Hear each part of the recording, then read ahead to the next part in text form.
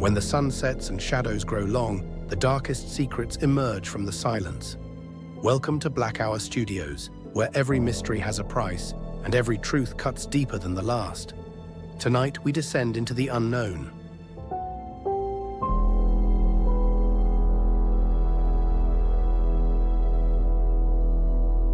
November 1930, a trapper named Joe Labelle approached a village he had visited many times before.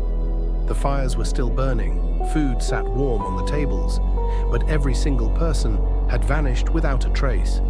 This is the story of Angikuni Lake, a place that may have never existed, or a place where an entire community walked into the wilderness and was never seen again. Welcome to Vanished, Towns Lost to the Shadows. I'm your host, and tonight we journey to the remote wilderness of northern Canada, to a place called Angikuni Lake, where in 1930 an entire Inuit village disappeared overnight. No bodies, no explanation, no trace they ever existed at all. Joe Labelle was an experienced fur trapper. He knew these frozen lands like the back of his hand. He had traded with the people of this village for years. As he approached through the snow that November day, he expected to see smoke rising from chimneys, children playing, the familiar sounds of daily life. Instead, he found silence. The village looked normal at first glance. Fires still flickered in the hearths, meals sat half-finished on wooden tables, clothes hung on lines, frozen stiff in the Arctic air. But there were no footprints in the fresh snow, no voices, no movement. It was as if everyone had simply stopped existing. The silence was deafening. Not even the wind dared to whisper through the empty cabins. Something terrible had happened here, but what? And where had everyone gone? Then Labelle made a discovery that chilled him to the bone. The sled dogs, these hardy animals essential for survival in the Arctic, were found dead. Still chained to their posts, they had starved to death.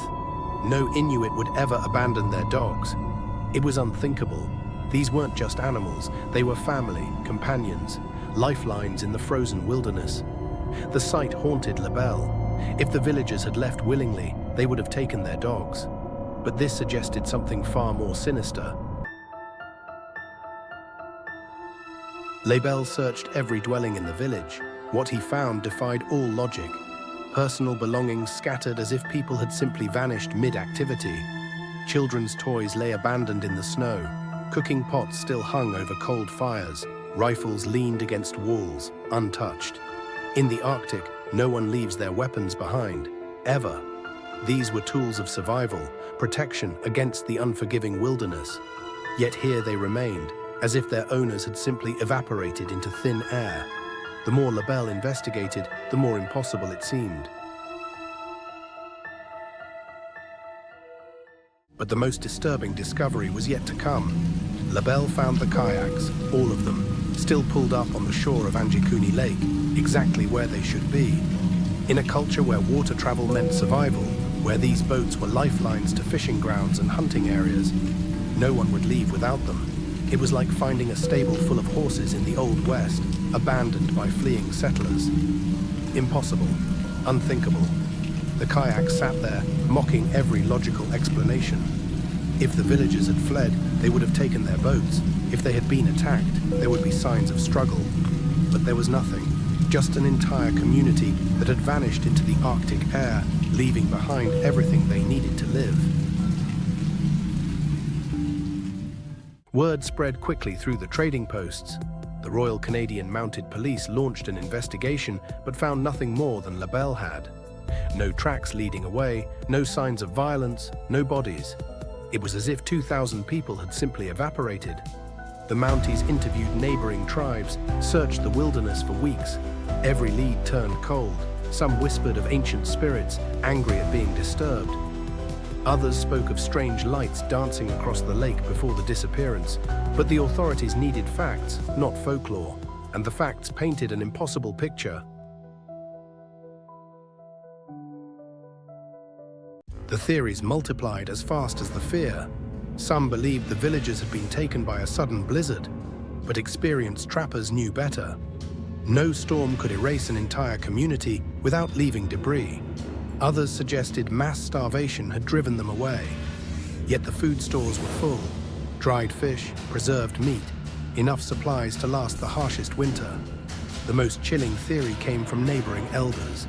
They spoke in hushed tones of the Tornasuk, ancient spirits of the hunt. Legends told of times when these entities would claim entire communities that had offended the natural order. But perhaps the most disturbing discovery came weeks later. A pilot flying over the region reported seeing lights moving beneath the ice of Angikuni Lake. Not the natural glow of trapped air or decomposing matter, but deliberate pulsing illumination that seemed to follow patterns. When investigators returned to examine the lake more closely, they found something that defied explanation. The ice was perfectly clear, almost glass-like, allowing them to see deep into the water below. And there, scattered across the lake bottom, were objects that shouldn't exist. Personal belongings, tools, clothing, as if the entire village had been somehow transported beneath the frozen surface.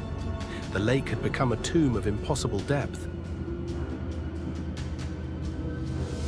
To this day, no satisfactory explanation has ever been found for what happened at Angikuni Lake. The official reports were quietly filed away, marked as unsolved. The lake itself was declared off-limits to civilian aircraft. Local indigenous communities still speak of the incident in whispers, warning travelers to avoid the area when the aurora dances overhead. Some say that on certain nights, when the northern lights are particularly bright, you can still see figures moving beneath the ice, shadows of the lost, forever trapped in their frozen tomb. The village of Angikuni became a ghost story, but for those who witnessed the evidence, it remained something far more terrifying. The mystery of Angikuni Lake stands as one of the most chilling unsolved cases in history. 2,000 people vanished without a trace. No bodies, no explanation, no closure. What force could make an entire community disappear so completely? What power could transport their belongings beneath the ice while leaving no footprints in the snow? Perhaps some mysteries are meant to remain unsolved. Perhaps there are forces that defy our understanding. The next time you see the northern lights, remember the lost souls of Angikuni Lake. This has been Black Hour Studios. Until next time, stay curious, stay vigilant, and remember that the truth is often stranger than fiction.